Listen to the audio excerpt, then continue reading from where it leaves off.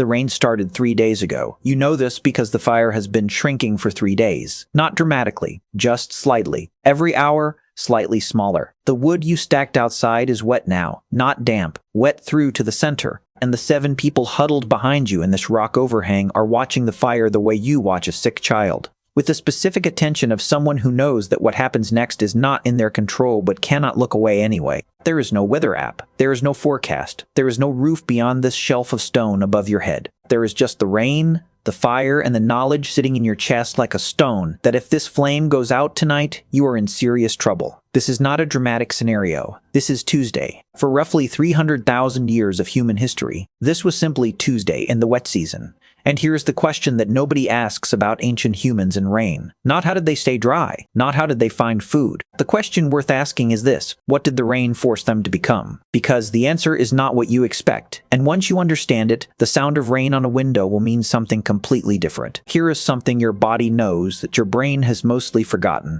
Water conducts heat away from human skin roughly 25 times faster than air does at the same temperature. This is not a small difference. This is the difference between sitting in a cold room feeling slightly uncomfortable and sitting in a cold river actively dying. A modern human in wet clothing on a 10 degrees Celsius night with a light wind can deteriorate into dangerous hypothermia within 2 to 3 hours, even though 10 degrees is nowhere near freezing. Ancient humans had no waterproof jackets. They had animal hides, prepared with varying levels of skill depending on what the group had accumulated over generations. They had fire, they had each other's body heat, and they had something most modern people have entirely lost. They could read the rain before it arrived. Petrichor, the specific smell that precedes rainfall, is a real chemical signal produced when actinobacteria in dry soil release geosmin as humidity rises before a storm. The human nose can detect geosmin at concentrations as low as 5 parts per trillion. You are, right now, biologically equipped to smell rain coming hours before it arrives. Most modern humans ignore this signal completely because it has been made irrelevant by infrastructure. Ancient humans built entire decision systems around it: where to move, when to move, how much fuel to gather before the sky changed.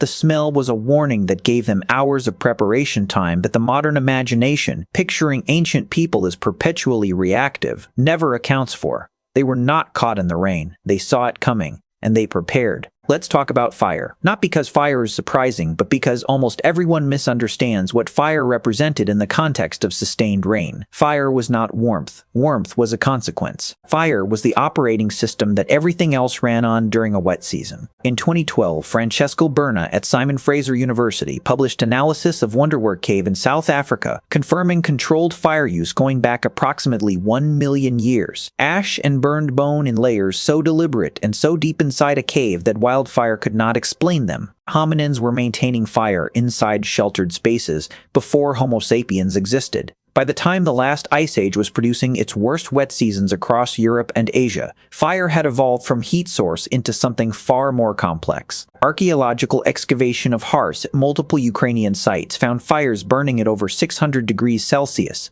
That is not a campfire, that is a furnace. And in environments where wood was scarce or perpetually wet, the evidence shows something that stops most people when they first encounter it. Ancient humans had learned to burn bone, not accidentally, deliberately. Chemically processed bone burns at temperatures that rival good hardwood, and it burns slower. Fat-saturated bone from large animals burns hot enough to maintain coals to hours of rain. The people managing these hearths were not burning whatever they could find. They were selecting fuel with the same intentionality that a modern engineer selects materials. They understood burn temperature, burn duration, and moisture resistance, not as concepts but as practical knowledge refined through generations of wet seasons where getting it wrong meant the fire went out. Losing the fire in a sustained rainstorm was not an inconvenience. It was the beginning of a countdown. Did you know? When researchers in 2018 modeled the airflow patterns inside ancient cave hearths across Europe, they found that the positioning of fire pits relative to cave entrances was consistently close to optimal for smoke extraction while maintaining protection from wind-driven rain.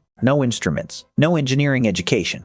Just generations of people dying when the fire was positioned wrongly and surviving when it was positioned correctly, until the correct position became inherited knowledge so deeply embedded that nobody thought of it as knowledge anymore.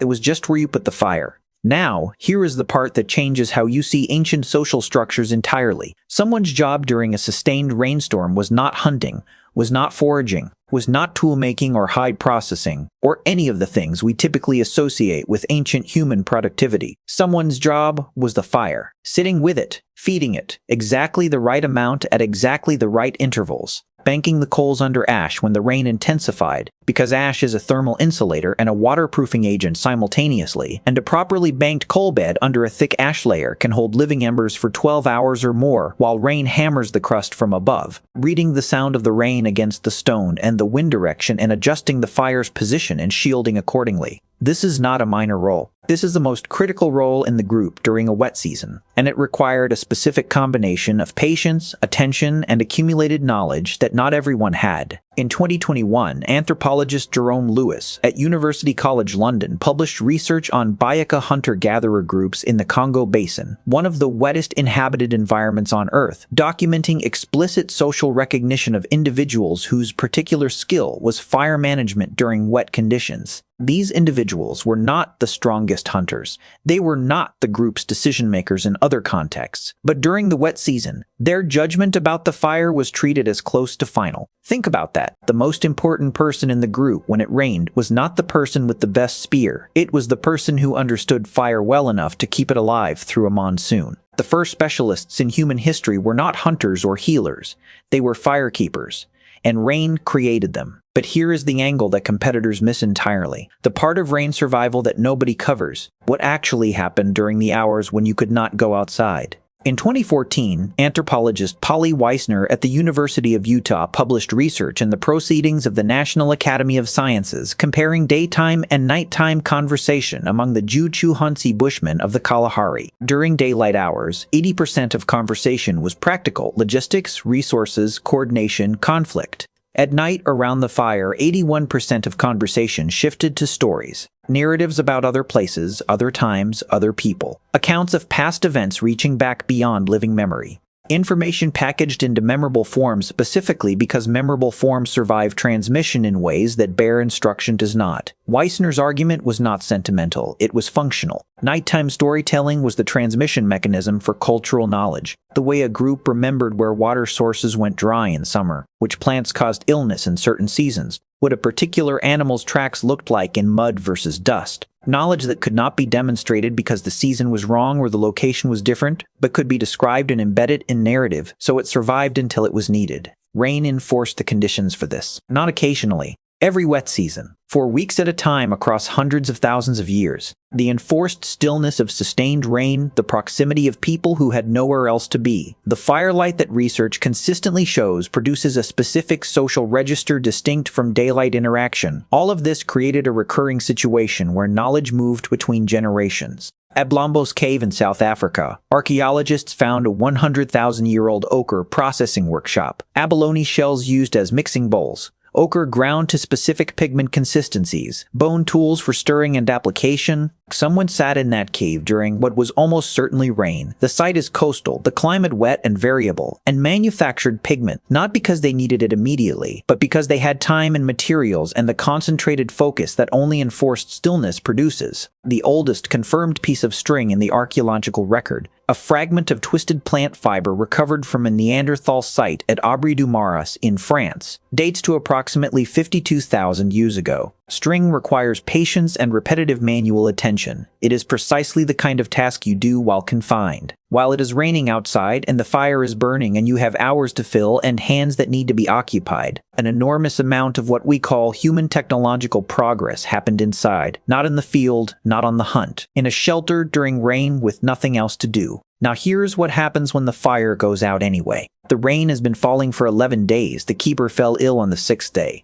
By the 9th morning, the coal bed was cold. Anthropologists studying traditional societies across multiple continents have documented what happened next with remarkable consistency. The group travel through the rain that had killed their fire to the nearest other group, sometimes a group they had reason to avoid, sometimes a group they had traded with before, sometimes strangers, and they asked for embers, and the other group gave them. This is documented across indigenous communities in the Amazon, across traditional societies in sub-Saharan Africa, across Aboriginal Australian groups whose fire management traditions are among the most sophisticated ever recorded. When a fire died, neighboring groups shared, not always graciously, not without social complexity, but reliably. Why? Because the calculus was understood by everyone involved. Next wet season, it could be them. The group that refused to share fire was the group that, when their own fire died 3 seasons later, found themselves approaching neighbors who remembered. Some researchers now argue this was one of the earliest functional forms of long-distance cooperation between unrelated human groups, predating formal trade networks, predating anything resembling political alliance. The first economy was embers exchanged in the rain. The first social contract was not about land or resources, it was about fire. Ancient humans read rain coming hours before it arrived, through smell and animal behavior, and adjusted everything accordingly. They developed fire specialists whose knowledge of coal management and moisture-resistant fuel was among the most valuable knowledge a group could hold. They spent the enforced hours of wet seasons transmitting cultural knowledge, refining tools, inventing rope and pigment, and the techniques that would eventually produce art. They built sharing networks across group boundaries specifically because a dead fire in a rainstorm was a death sentence and everyone knew it. Here is the uncomfortable part. We have outsourced every single one of these skills so completely that most modern humans could not perform any of them. We cannot smell rain coming and respond appropriately. We cannot bank a coal bed against 12 hours of monsoon. We cannot read a cave entrance for optimal fire placement. We have traded all of it for infrastructure that works until it doesn't. And when it doesn't, when the power goes out, when the heating fails, when the storm is worse than forecast, we discover that we are, underneath all the technology, the same animal that once sat in a rock overhang watching a fire get smaller. But here's the twist. The skills are not gone, they are dormant. Every human alive still has a nose that can detect geosmin at 5 parts per trillion. Every human alive still has the brown adipose tissue that activates under sustained cold exposure. Every human alive still has the instinct to move closer to other warm bodies when the temperature drops, and the instinct to tell stories when the firelight softens the faces around them. Rain did not just pressure ancient humans to survive. Rain created the conditions that made them human. The storytelling, the sharing networks, the specialized knowledge passed from keeper to apprentice across generations, all of it required enforced stillness, proximity, and the long hours that only sustained rain produces. Right now, somewhere in the Congo Basin, a Bayaka firekeeper is reading the sound of rainfall against the canopy overhead and deciding whether to bank the coals or feed more fuel, making the same assessment in the same context that her ancestors made in the same wet season 10,000 years ago. The knowledge did not come from a book. It came from someone who learned it from someone who learned it from someone, in an unbroken line of transmission that runs back further than any record can follow. The rain is still falling. The fire is still burning. Someone is still watching. If this completely changed how you think about the humans who came before you, hit that like button right now. And subscribe, because next time we are asking something that sounds like a simple biology question but opens into something nobody expects. Why did ancient humans lose most of their body hair? The answer involves parasites, fire, and a decision that may have changed the course of human evolution entirely. See you in the next one.